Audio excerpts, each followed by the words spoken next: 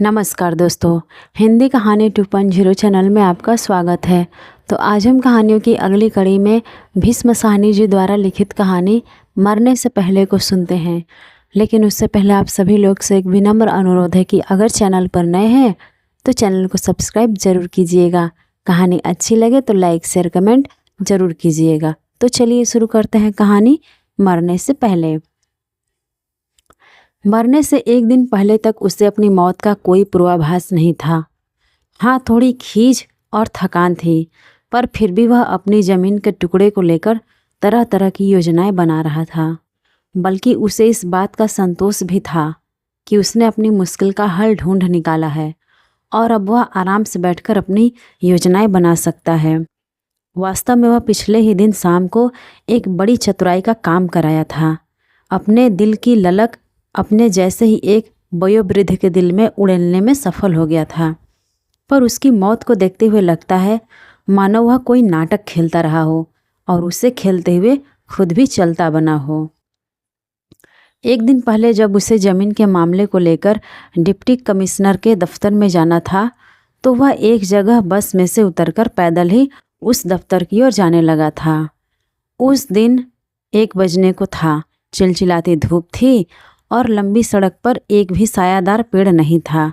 पर 1 बजे से पहले उसे दफ्तर में पहुंचना था, क्योंकि कचहरियों के काम 1 बजे तक ही होते हैं।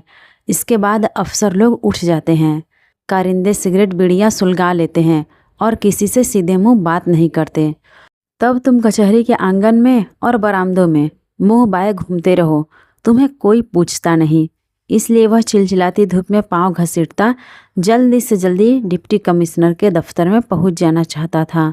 बार बार घड़ी देखने पर यह जानते हुए भी कि बहुत कम समय बाकी रह गया है, वह जल्दी से कदम नहीं उठा पा रहा था।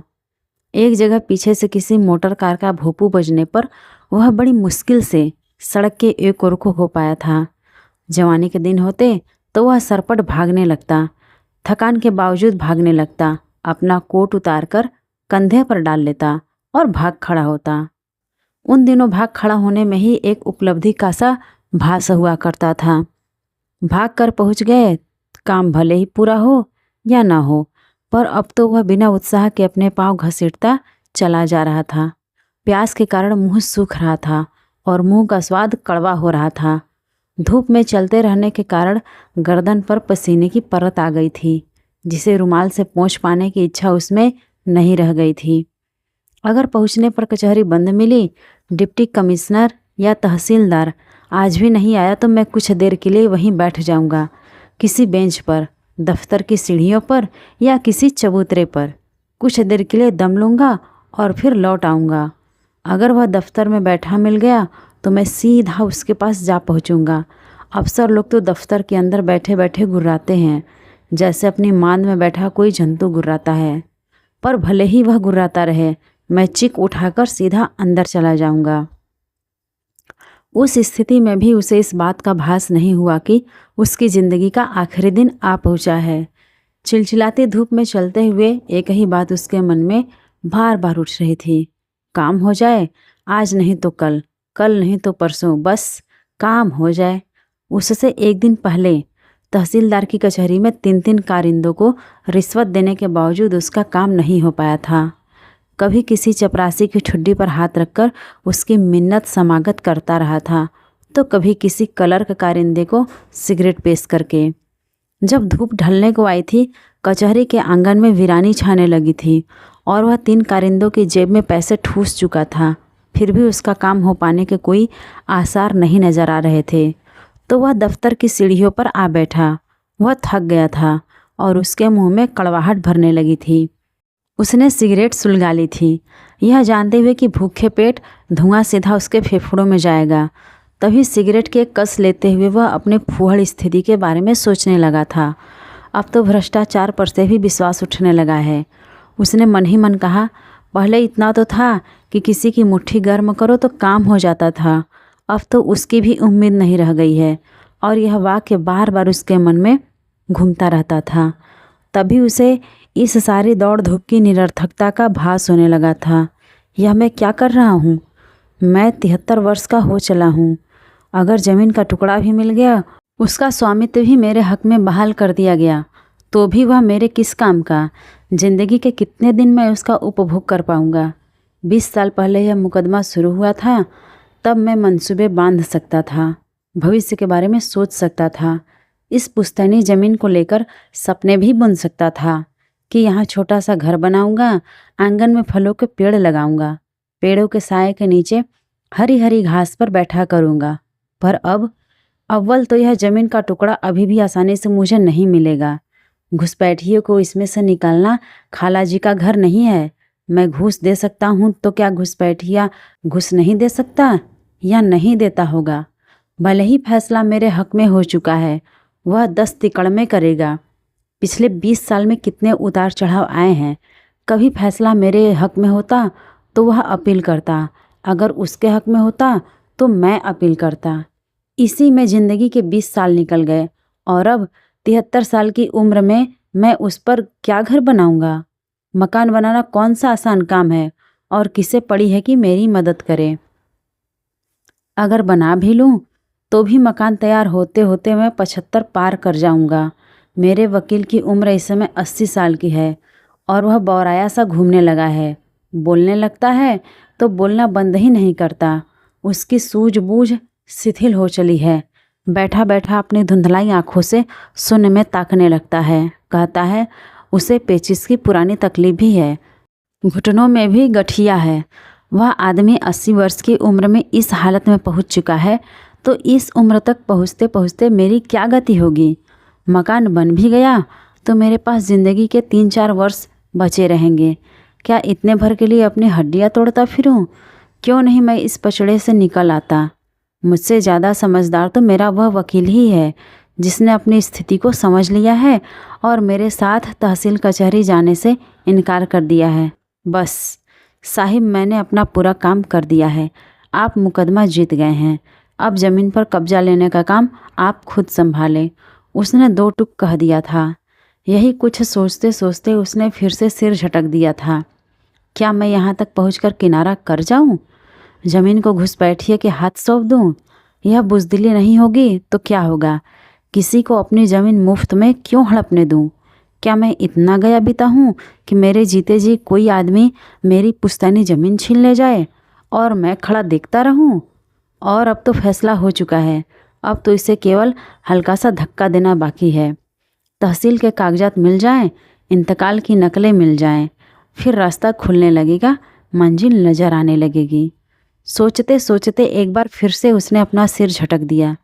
ऐसे मौके भी कई बार आ चुके थे, तब भी यही कहा करता था, एक बार फैसला हक में हो जाए तो रास्ता साफ हो जाएगा। पर क्या बना? 20 साल गुजर गए। वह अभी भी कचहरियों की खाक छान रहा है। सांप के मुंह में छछूंदर, खाए तो मरे, छोड़े तो अंधा हो। न तो मैं इस पचड़े से निकल सकता हूँ, न ही इसे छोड़ सकता हूँ। डिप्टी कमिश्नर दफ्तर में नहीं था। वही बात हुई। किसी ने बताया कि वह किसी मीटिंग में गया है। मुझे मालूम नहीं कब लौटेगा, लौटेगा भी या नहीं। वह चुपचाप एक बेंच पर जा बैठा, कल की ही तरह सिगरेट सुलगाई और अपने भाग्य को कोसने लगा। मैं काम करना नहीं जानता। छोटे छोटे कामों के लिए खुद भागता फिरता हूँ।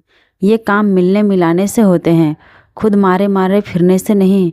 मैं खुद मुंह बाए कभी तहसील में तो कभी जिला कचहरी में धूल फाँकता फिरता हूँ। मेरी जगह कोई और होता तो 10 तरकीबें सोच निकालता। सिफारिश डलवाने से लोगों के बीसीओ काम हो जाते हैं और मैं यहाँ मारा मारा फिर रहा हूँ। तब डिप्टी कमिश्नर के चपरासी ने भी कह दिया था कि अब साहिब नहीं आएंगे और दफ्तर के बाहर दरख्वास्तियों के लिए रखा बेंच उठाकर अंदर ले गया था। उधर कचहरी का जमादार बरामदे और आंगन बुहारने लगा था। सारा दिन बर्बाद होता देखकर वह मन ही मन तिलमिला उठा था। आग की लपट की तरह एक टीससी उसके अंदर उठी थी। हार तो मैं नहीं मानूंगा। मैं भी अपनी ज़मीन छोड़ने वाला नहीं हूँ। मैं भी हट पकड़ लूँगा, इस ज़मीन से चिपक जाऊँगा। ये लोग मुझे कितना ही झिंझोड़े, मैं नहीं छोड़ूंगा। इसमें अपने दांत गाड़ दूंगा। जब तक काम पूरा नहीं हो जाता मैं छोड़ूंगा नहीं। वह मन ही मन जानता था कि मन में से उठने वाला यह आवेग उसकी असमर्थता का ही द्योतक था।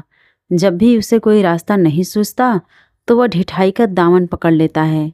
इस तरह वह अपने डूबते आत्मविश्वास को धृष्टता द्वारा जीवित रख पाने की कोशिश करता रहता है। पर उस दिन सुबह जिला कचहरी की ओर जाने से पहले उसकी मन स्थिति बिल्कुल दूसरी थी। तब वह आश्वस्त महसूस कर रहा था। नहा धोकर ताज़ा दम घर से निकला था और उसे पता चला था कि डिप्टी कमिश्नर दफ्तर में मिलेगा, कि वह भला आदमी है, मुंसिफ मिजाज है और फिर उसका तो काम भी मामूली सा है। अगर उससे बात हो गई और उसने हुक्म दे दिया तो पलक मारते ही काम हो जाएगा। शायद इसलिए जब वह घर से निकला था तो आसपास का दृश्य उसे एक तस्वीर जैसा सुंदर लगा था, जैसे माहौल में से बरसों की धुंध छट गई हो और विशेष रोशनी सी चारों ओर छिटक गई हो। एक हल्की सी झिलमिलाहट जिसमें एक एक चीज, नदी का पाट, उस पर बना सफ़ेद डंडहरों वाला पुल और नदी के किनारे खड़े ऊंचे ऊंचे भूरे पेड़ सभी निखर उठे थे। सड़क पर जाती युवतियों के चेहरे खिले खिले, हर इमारत निखरी निखरी। धूप की सुबह में नहाई और इसी मनोस्थिति में वह उस बस में बैठ गया था जो उसे शहर के बाहर दूर डिप्टी कमिश्नर के दफ्तर की ओर ले जाने वाली थी। फिर शहर में से निकल जाने पर वह बस किसी घने झुरमुट के बीच स्वच्छ निर्मल जल के एक नाले के साथ साथ चली जा रही थी। उसने झांककर बस की खिड़की में से बाहर देखा था। एक जगह पर नाले का पाट चौड़ा हो गया था और पानी की सतह पर बहुत सी बत्तखें तैर रही थी, जिससे नाले के जल में लहरियां उठ रही थीं। किनारे पर खड़े बेंत के छोटे छोटे पेड़ पानी की सतह पर झुके हुए थे और उनका साया जालीदार चादर की तरह पानी की सतह पर थिरक रहा था। अब बस किसी छोटी सी बस्ती को लांघ रही थी। बस्ती के छोटे छोटे बच्चे नंगे बदन नाले में डुबकियां लगा रहे थे। उसकी नज़र नाले के पार बस्ती के एक छोटे से घर पर पड़ी, जो नाले के किनारे पर ही लकड़ी के खंभों पर खड़ा था। उसकी खिड़की में एक सुंदर सी कश्मीरी लड़की अपनी छोटी बहन को सामने बैठाए उसके बालों में कंघी कर रही थी। थोड़ी देर के लिए ही यह दृश्य उसकी आंखों के सामने रहा था और फिर बस आगे बढ़ गई थी। पर उसे देखकर उसके दिल में स्फूर्ति की लहर दौड़ गई थी। एक छोटा सा घर तो बन ही सकता है। मन में एक बार निश्चय कर लो तो जैसे तैसे काम पूरा हो ही जाता है। बेंत के पेड़ के नीचे आंगन में कुर्सी बिछाकर बैठा करूँगा। पेड़ों की पात के नीचे मैं और मेरी पत्नी घूमने जाया करेंगे। पेड़ों पर से झड़ते पत्तों के बीच कदम बढ़ाते हुए मैं हाथ में छड़ी लेकर चलूँगा। मोटे तले के जूते पहनूंगा और ठंडी ठंडी हवा गालों को थपथपाया करेगी। जिंदगी भर की थकान दूर हो जाएगी। मकान बनाना क्या मुश्किल है? क्या मेरी उम्र के लोग काम नहीं करते? वे फैक्ट्रियाँ चलाते हैं, नए फैक्ट्रियाँ बनाते हैं, मरते दम तक अपना काम बढ़ाते रहते हैं। पर अब ढलती दोपहर में खचाखच भरी बस में हिचकोले खाता हुआ, बेसुध सा शून्य में देखता हुआ वह घर लौट रहा था। पिंडलियाँ दुख रही थी और मुंह का जायका कड़वा हो रहा था। उसे फिर झुंझलाहट हुई अपने वकील पर, जिसने ऐन आड़े वक्त में मुकदमे पर पीठ फेर ली थी। अपनी सगे संबंधियों पर, जिनमें से कोई भी हाथ बटाने के लिए तैयार नहीं था। मैं ही मारा मारा फिर रहा हूँ।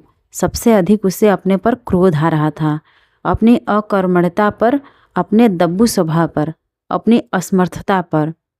बस में से उतरते ही उसने सीधे अपने वकील के पास जाने का फैसला किया। वह अंदर ही अंदर बौखलाया हुआ था। फीस लेते समय तो कोई कसर नहीं छोड़ते, 10 की जगह 100 मांगते हैं और काम के वक्त पीठ मोड़ लेते हैं। तहसीलों में धक्के खाना क्या मेरा काम है? क्या मैंने तुम्हें उजरत नहीं दी? कमिश्नरी का बड़ा फाटक लांघकर वह बाएं हाथ को मुड़ गया, जहाँ कुछ दूरी पर अर्जिन वसियों की पांत बैठी थी। बूढ़ा वकील कुछ मुद्दत से अब यहीं बैठने लगा था। उसने नज़र उठाकर देखा, छोटे से लकड़ी के खोखे में वह बड़े इत्मीनान से लोहे की कुर्सी पर बैठा था। उसका चौड़ा चेहरा दमक रहा था और सिर के गिने चुने बाल बिखरे हुए थे। उसे लगा जैसे बूढ़े वकील ने नया सूट पहन रखा है और इसके काले रंग के जूते चमक रहे हैं। वह अपने बोझिल पांव घसीटता धीरे धीरे चलता हुआ वकील के खोखे के सामने जा पहुंचा। बूढ़ा वकील कागजों पर झुका हुआ था और एक नोटरी की हैसियत से अर्जियों पर किए गए दस्तखतों की तस्दीक कर रहा था और नीचे जमीन पर खड़ा अधेड़ उम्र का उसका कारिंदा हाथ में नोटरी की मुहर उठाए एक एक दरख्वास्त पर दस्तखत हो जाने पर ठप्पा लगा रहा था। आज भी कुछ काम नहीं हुआ। खोके के सामने पहुँचते ही उसने करीब करीब चिल्लाकर कहा। वकील को यूं आराम से बैठा देखकर उसका गुस्सा भड़क उठा था। खुद तो कुर्सी पर मजे से बैठा दस्तकों की तस्दीक कर रहा है और पैसे बटोर रहा है, जबकि मैं तहसीलों की धूल फाँक रहा हूँ। वकील ने सिर उठाया, उसे पहचानते ही मुस्कुराया। वकील ने उसका वाक्य सुन लिया था। मैंने कहा था ना, वकील अपनी जानकारी बघाड़ते हुए बोला, तहसीलों में 10-10 दिन लटकाए रखते हैं। मैं आज ही आ गया था, इसलिए आपसे कह दिया था कि अब मैं काम नहीं करूँगा। आप नहीं करेंगे तो क्या मैं तहसीलों की खाक छानता फिरूँगा? उसने खींच कर कहा। यह काम मैं नहीं कर सकता, यह काम जमीन के मालिक को ही करना होता है। उसका मन हुआ बूढ़े वकील से कहे, बरसों तक तुम इस मुकदमे की पैरवी करते रहे हो, मैं तुम्हें मुँह मांगी उजरत देता रहा हूँ, और अब जब आड़ा वक्त आया है तो इस काम से किनारा कर रहे हो और मुझसे कह रहे हो कि ज़मीन के मालिक को ही यह काम करना होता है। पर उसने अपने को रोक लिया, मन में उठती खींच को दबा लिया, बल्कि बड़ी संयत सहज आवाज़ में बोला, वकील साहिब, आप मुकदमे के एक एक नुक्ते को जानते हैं। आपकी कोशिशों से हम यहाँ तक पहुँचे हैं। अब इसे छोटा सा धक्का और देने की ज़रूरत है, और वह आप ही दे सकते हैं। पर बूढ़े वकील ने मुँह फेर लिया। उसकी उपेक्षा को देखते हुए वह मन ही मन फिर तमक उठा, पर उसकी नज़र वकील के चेहरे पर थी। 80 साल का बूढ़ा शून्य में देखे जा रहा था। अपने दमखम के बावजूद वकील की आंखें धुंधला गई थीं और बैठे बैठे अपने आप उसका मुंह खुल जाता था। इस आदमी से यह उम्मीद करना कि यह तहसीलों कचहरियों के चक्कर काटेगा बड़ी बेइंसाफ़ी सा लगता था, और अगर काटेगा भी तो कितने दिन तक काट पाएगा। उसे फिर अपनी निसहायता का आभास हुआ। कोई और आदमी भी नहीं था जो इसका बोझ बांट सके, उसे सांस तक ले पाने की मोहलत दे सके। बेटे थे तो एक बम्बई में जा बैठा था, तो दूसरा अम्बाला में, और मैं इस उम्र में श्रीनगर में झक मार रहा हूँ। मैं आज हूँ, कल नहीं रहूँगा। मैं आंखें बंद कर लूँगा तो अपने आप ज़मीन का मसला सुलझाते फिरेंगे। वकील साहब, आप ही इस नाव को पार लगा सकते हैं। उसने कहना शुरू ही किया था कि वकील झट से बोला, मैं कहीं नहीं जा पाऊँगा, आप मुझे माफ़ करें, अब यह मेरे बस का नहीं है। फिर अपने खोखो की ओर इशारा करते हुए बोला, आपने देख लिया यह काम कैसा है। यहाँ से मैं अगर 1 घंटे के लिए भी उठ जाऊँ तो कोई दूसरा नोटरी मेरी कुर्सी पर आकर बैठ जाएगा। फिर छीण सी हंसी हंसते हुए कहने लगा, सभी इस ताक में बैठे हैं कि कब मरे बूढ़ा और वे उसकी कुर्सी संभालें। मैं अपना अड्डा नहीं छोड़ सकता। मेरी उम्र ज़्यादा हो चुकी है और यहाँ पर बिना भाग दौड़ के मुझे 2 पैसे मिल जाते हैं। बुढ़ापे में यही काम कर सकता हूँ। मुश्किल काम तो हो गया वकील साहब, अब तो छोटा सा काम बाकी है। छोटा सा काम बाकी है? वकील तुनक कर बोला, ज़मीन का कब्जा हासिल करना क्या छोटा सा काम है? यह सबसे मुश्किल काम है। सुनिए वकील साहब, उसने कहना शुरू ही किया था कि वकील ने हाथ जोड़ दिए। आप मुझे माफ़ करें, मैं कहीं नहीं जा पाऊँगा। सहसा वकील के चेहरे की ओर देखते हुए एक बात उसके दिमाग में कौंध गई। वह ठिठक गया और कुछ देर तक ठिठका खड़ा रहा। फिर वकील से बोला, नहीं वकील साहब, मैं तो कुछ और ही कहने जा रहा था। कहिए, आप क्या कहना चाहते हैं? वह क्षण भर के लिए सोच में पड़ गया, फिर झट से बोला, अगर आप ज़मीन पर कब्जा हासिल करने की सारी जिम्मेदारी अपने ऊपर ले लें तो कब्जा मिलने पर मैं आपको ज़मीन का 1/3 हिस्सा दे दूंगा। उसने आंख उठाकर बूढ़े वकील की ओर देखा। वकील जैसे सकते में आ गया था और उसका मुंह खुलकर लटक गया था।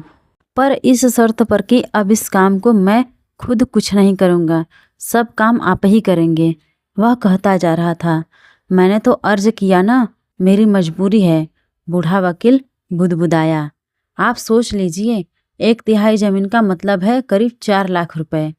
यह विचार उसे अचानक ही सूझ गया था, मानो जैसे कौंध गया हो। अपनी व्यवस्था के कारण रहा हो या दबी कुचली व्यवहार कुशलता का कोई अधमरा अंकुर सा फूट निकला हो, पर इससे उसका जहन खुलसा गया था। आप नहीं कर सकते तो मैं आपको मजबूर नहीं करना चाहता। आप किसी अच्छे वकील का नाम तो सुझा सकते हैं जो दौड़ धूप कर सकता हो।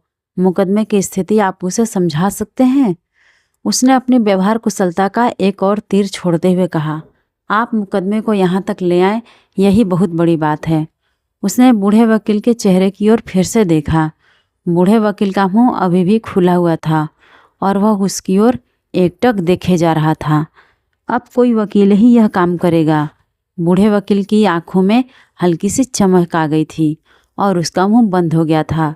मैं आपसे इसलिए कह रहा हूँ कि केस की सारी मालूमात आपको है। अपना सुझाव सबसे पहले आपके सामने रखना तो मेरा फर्ज बनता है। आपके लिए कुछ भी मुश्किल नहीं है और अदालत का फैसला हमारे हक में हो चुका है। अब केवल कब्जा लेना बाकी है। अपनी बात का असर बूढ़े वकील के चेहरे पर होता देखकर वह मन ही मन बुदबुदाया, लगता है तीर निशाने पर बैठा है। लेकिन मैं अपने पल्लू से अब और कुछ भी नहीं दूंगा, न पैसा, न फीस, न मुआवजा, कुछ भी नहीं। बस 1/3 जमीन आपकी होगी और शेष मेरी। बोलते हुए उसे लगा जैसे उसके शरीर में ताकत लौट आई है और आत्मविश्वास लहराने लगा है। उसे लगा जैसे अगर वह इस वक्त चाहे तो भाषण दे सकता है। पटवारी, तहसीलदार, घुसपैठिया, जिस किसी को कुछ देना होगा तो आप ही देंगे। फिर बड़े ड्रामाई अंदाज में वह चलने को हुआ और धीरे धीरे बड़े फाटक की ओर कदम बढ़ाने लगा। अपना फैसला आज शाम तक तुझे बता दें। फिर पहले से भी ज़्यादा ड्रामाई अंदाज में बोला, अगर मंजूर हो तो मैं अभी मुआहिदे पर दस्तखत करने के लिए तैयार हूँ। और बिना उत्तर का इंतजाम किए बड़े फाटक की ओर बढ़ गया। दूसरे दिन अपनी मृत्यु के कुछ ही देर पहले वह पार्क में एक बेंच पर बैठा हल्की हल्की धूप का आनंद ले रहा था और पिछले दिनों की थकान उतार रहा था। वह मन ही मन बड़ा आश्वस्त था कि उसे एक बहुत बड़े बोझ से छुटकारा मिल गया है। अब वह चैन से बैठ सकता है और फिर से भविष्य के सपने बुन सकता है। इस प्रस्ताव ने बूढ़ों की भूमिका बदल दी थी। जिस समय वह धूप में बैठा अधमुंदी आंखों से हरी भरी घास पर चमकते ओस के कण देख रहा था, उसी समय तहसील की ओर जाने वाली खचाखच भरी बस में डंडहरे को पकड़कर खड़ा वकील अपना घर बनाने के मंसूबे बांध रहा था। दिल में रह रहकर गुदगुदी सी उठती थी। जिंदगी भर किराए के मकान में तीसरी मंजिल पर टंगा रहा हूँ। किसी से कहते भी शर्म आती है कि सारी उम्र काम करने के बाद भी अपना घर तक नहीं बना पाया। बेटे बड़े हो गए हैं और दिन रात शिकायत करते हैं कि तुमने हमारे लिए क्या किया है। इधर खुली जमीन होगी, छोटा सा आंगन होगा, 2-3 पेड़ फलों के होंगे, छोटी सी फुलवारी बना लेंगे। जिंदगी के बचे खुचे सालों में कम से कम रहने को तो खुली जगह होगी। सकरी गली में तीसरी मंजिल पर लटके तो नहीं रहेंगे। एक स्फूर्ति की लहर पुलकन सी, एक झुरझुरी सी उसके बदन में उठी और सरसराती हुई सीधी रीढ़ की हड्डी के रास्ते सिर तक जा पहुंची। खुली जमीन का एक टुकड़ा लाखों की लागत का बैठे बिठाए मुफ्त में मिल जाएगा। न हींग लगे न फिटकरी। अच्छा हुआ जो पढ़ा लिखी भी हो गई। मुवक्किल को दोबारा सोचने का मौका ही नहीं मिला। इस गुदगुदी में वह बस पर चढ़ा था, पर कुछ फासला तय कर चुकने पर बस में खड़े खड़े बूढ़े वकील की कमर दुखने लगी थी। 80 साल के बूढ़े के लिए बस के हिचकोले में अपना संतुलन बनाए रखना कठिन हो रहा था। 2 बार वह गिरते गिरते बचा था। एक बार तो वह नीचे सीट पर बैठी एक युवती के गोद में जा गिरा था, जिस पर आसपास के लोग ठहाका मारकर हंसने लगे थे। पाँव बार बार लड़खड़ा जाते थे, पर मन में गुदगुदी बराबर बनी हुई थी। पर कुछ ही देर बाद बस में खड़े रहने के कारण घुटनों में दर्द अब बढ़ेगा। तहसील अभी दूर है और वहाँ पहुँचते पहुँचते मैं परेशान हो उठूँगा। दर्द बढ़ने लगा और कुछ ही देर बाद उसे लगने लगा जैसे किसी जंतु ने अपने दांत उसके शरीर में गाड़ दिए और उसे झिंझोड़ने लगा है। न जाने तहसील तक पहुँचते पहुँचते मेरी क्या हालत होगी। बैठे बिठाए मुसीबत मोल ले ली। जाए भाड़ में ज़मीन का मालिक। और वह जहाँ पर खड़ा था वही घुटने पकड़कर बस के फर्श पर हाय हाय करता बैठ गया।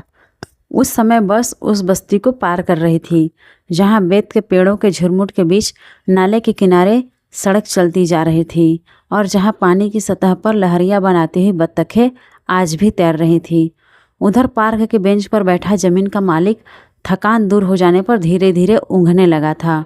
उसकी मौत को कुछ ही मिनट बाकी रह गए थे, पर अभी भी वह आश्वस्त महसूस कर रहा था।